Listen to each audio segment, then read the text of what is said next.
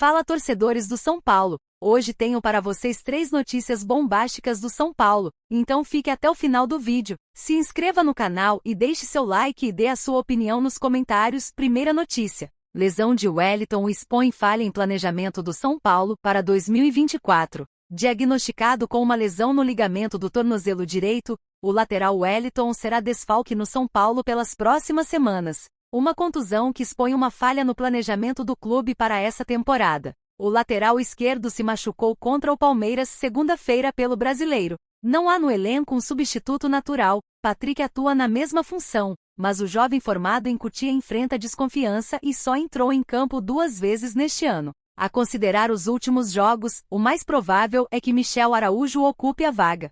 Foi o meio-campista quem entrou no lugar do lateral após a lesão no Clássico e jogou na ala esquerda quando o técnico Thiago Carpini, demitido recentemente, escalou o time com 3 zagueiros e colocou Wellington no banco. O problema começou ainda em dezembro, quando Caio Paulista surpreendeu ao se transferir para o Palmeiras, no momento em que sua permanência no São Paulo era dada como certa há meses por dirigentes do clube. Contratar um lateral não estava nos planos da diretoria àquela altura, mas passou a ser uma necessidade quando o antigo titular trocou de time. A saída de Caio gerou outro problema. Wellington tem contrato só até o fim de 2024 e não tinha sido procurado para renovar até então. O plano era vendê-lo caso o São Paulo recebesse uma proposta. No novo cenário, os dirigentes se viram obrigados a negociar com Wellington, que endureceu nas conversas. Um acordo ainda não foi alcançado e é visto como improvável no momento. Em mais de uma oportunidade, cartolas admitiram a necessidade de buscar um lateral, mesmo com Patrick no elenco.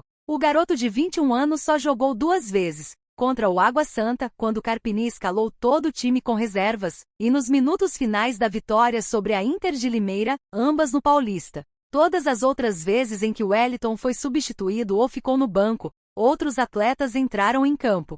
Nós temos um bom elenco, mas temos 2 ou 3 posições que precisamos reforçar pontuais, o que não é fácil. Precisamos de um centroavante para ser opção ao Caleri, um lateral esquerdo, talvez um zagueiro canhoto. Você tem que estabelecer as posições e as possibilidades de mercado, disse o presidente Júlio Casares no podcast do ex-jogador Casagrande, em fevereiro. Depois disso, o clube contratou André Silva para o ataque e Sabino para a defesa. Ao menos uma sondagem do São Paulo por um lateral esquerdo foi tornada pública, quando o clube buscou informações sobre Marlon, do Cruzeiro. Os valores foram considerados impeditivos.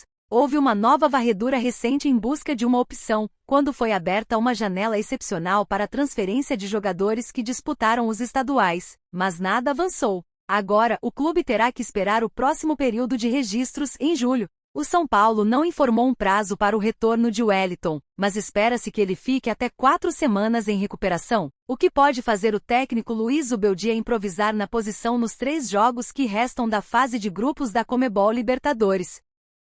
Segunda notícia: James Rodrigues, do São Paulo, é comparado por Muricy com Paulo Henrique Ganso. Com algumas fragilidades no setor de criação, o São Paulo teve a ideia de buscar uma alternativa no mercado, que pudesse ajudar Lucas Moura e agregar qualidade, especialmente aumentando as chances de gol. Aproveitando uma oportunidade de mercado, a diretoria surpreendeu todo mundo e confirmou a chegada de James Rodrigues, muito conhecido mundialmente, especialmente pelo golaço na Copa de 2014. O colombiano não vivia um bom momento, sendo bastante criticado nas equipes nas quais atuou antes de vir ao Brasil, como por exemplo Olympiacos e Al Rayyan, mesmo que tenha números até que aceitáveis. A questão é que o veterano não vem bem no Morumbi e voltou a ser assunto, especialmente depois da declaração de Luiz Zubeldia, após o empate por 0-0 com o Palmeiras, em choque rei disputado no Morumbi, pela 4ª rodada do Brasileirão.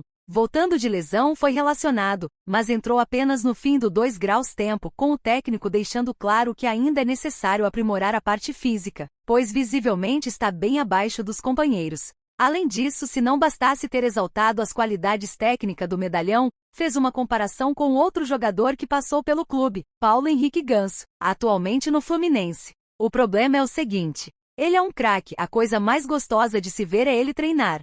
Faz coisas que o pessoal não faz hoje em dia. Uns passes, lembra o Ganso, e iniciou o ex-treinador, que foi além. O que acontece é que o futebol está muito intenso. O jogo de ontem contra o Palmeiras estava sem espaço, truncado, tático de uma intensidade enorme. Você vai no vestiário, os caras arrebentados. E esse estilo não favorece a ele, disse. E o futebol brasileiro está pegado. E ele sente um pouco isso. E todos os técnicos exigem muito isso, porque o futebol é muito físico. Ele sente muito isso, acrescentou Muricy, completando. E é claro que o técnico quer o futebol de hoje, onde a bola tem que andar mais rápido. E ele é um cara que cadência. Às vezes é bom, quando você está ganhando. Mas o jogo de ontem foi difícil, finalizou. Vale lembrar que James Rodrigues quase optou por rescindir o seu contrato com o São Paulo, mas acabou ficando. Porém, desde essa decisão pela permanência, não rendeu o esperado. Apenas 8 jogos com um gol e uma assistência.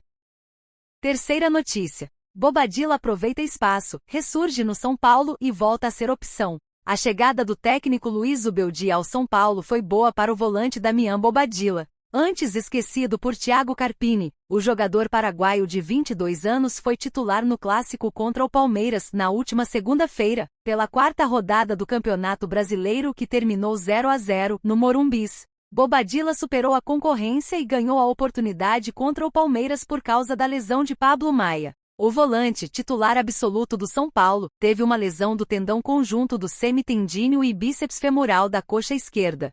Agora, o jovem paraguaio deve ter sequência como titular, o que nunca aconteceu no tricolor. Sem Pablo Maia, Zubeldia poderia ter optado por outros jogadores no meio de campo do São Paulo. No banco de reservas, o tricolor tinha no clássico galopo Michel Araújo, Luiz Gustavo e James Rodrigues, que poderiam ser titulares do setor. Luiz Gustavo e James voltavam de lesões e não aguentariam jogar os 90 minutos. Agora, Bobadilla deve ter, finalmente, a inédita sequência no São Paulo. Contratado no início da temporada, o volante participou de 7 dos 18 jogos sob o comando de Thiago Carpini, mas apenas 2 como titular, com um intervalo de 7 partidas. Depois da vitória por 3-2 sobre o Ituano, porém, na qual foi titular e acabou substituído no intervalo, no dia 10 de março, Bobadilla não jogou mais com Thiago Carpini. O volante ficou apenas no banco de reservas nos 5 jogos que foram disputados até a demissão do antigo treinador tricolor. Depois do período sem atuar, Bobadilla voltou a ser utilizado no São Paulo no jogo seguinte à saída de Carpini. Entrou nos minutos finais da vitória por 3-0 sobre o Atlético Goianiense, pelo Campeonato Brasileiro. Enquanto ainda busca mais espaço no São Paulo, Bobadilla acompanha de longe seu pai comandar o Tacuary, do Paraguai, clube no qual atua o lateral direito brasileiro Vitor Ferraz. O volante costuma chamar companheiros tricolores para assistir às partidas no CT da Barra Funda.